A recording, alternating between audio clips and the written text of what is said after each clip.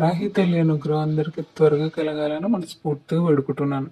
మనం ప్రతిరోజు వరాహి అమ్మవారి యొక్క మంత్రాలు చెప్పుకుంటున్నాం కదా. మనం ఈ రోజు కూడా వరాహి అమ్మవారి యొక్క అతి శక్తివంతమైన మంత్రాన్ని చెప్పుకుందామండి.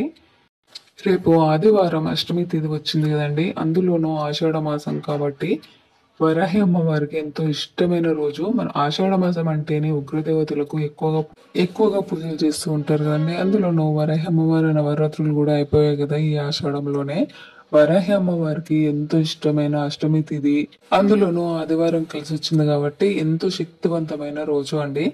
మనం మామూలు రోజుల్లో చేసే పూజల కన్నా ఇలాంటి అమ్మవారికి ఎంతో ఇష్టమైన ఇలాంటి శక్తివంతమైన రోజుల్లో మనం చేసే పూజలకు ఫలితాలు చాలా ఫాస్ట్ గా వచ్చేస్తాయండి.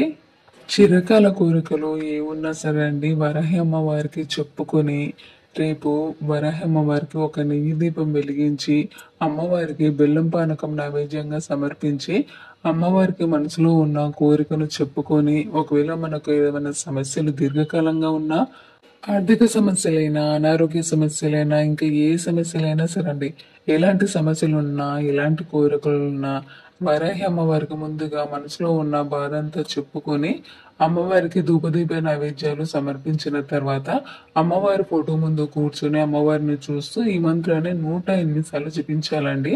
ఒకవేళ వరాహి అమ్మవారి యొక్క ఫోటో లేకపోతే లక్ష్మీదేవి ఫోటో అయినా లేదంటే దుర్గమ్మ ఫోటో అయినా ఉంటే చాలండి. ఆ ఫోటో ముందు కూర్చుని మనసులో వరాహి అమ్మవారే మన కళ్ళ ముందు ఉంది అని ఊహించుకుంటూ ఈ మంత్రాన్ని 108 సార్లు జపించండి. మీ కోరిక, మీ సమస్య అది ఏదైనా సరే అండి, అది వెంటనే జరిగి తీరుతుంది అండి. అంత పవర్ఫుల్ రోజు అన్నమాట. ఇన్ని రోజులుగా చాలా మంత్రాలు చెప్తున్నాం, చాలా రోజుల నుంచి పూజిస్తున్నాం, కానీ మాకు ఎలాంటి ఫలితం లేదు అని బాధపడుతూ ఉంటారు కదా.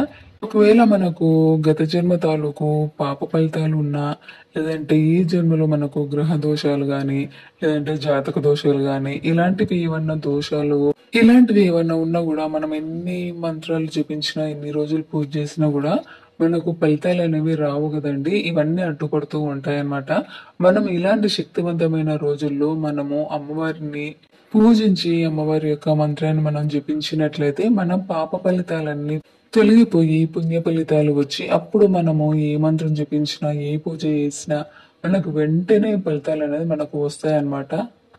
అందుకని ఎంతో శక్తివంతమైన ఈ రోజున మనము వరాహి అమ్మవారిని మనం పూజించుకొని ఈ మంత్రాన్ని మనం జపించినట్లయితే మన కోరిక ఏదైనా సరే, మన సమస్య ఏదైనా సరే అవి వెంటనే జరిగి తీరిపోతాయండి.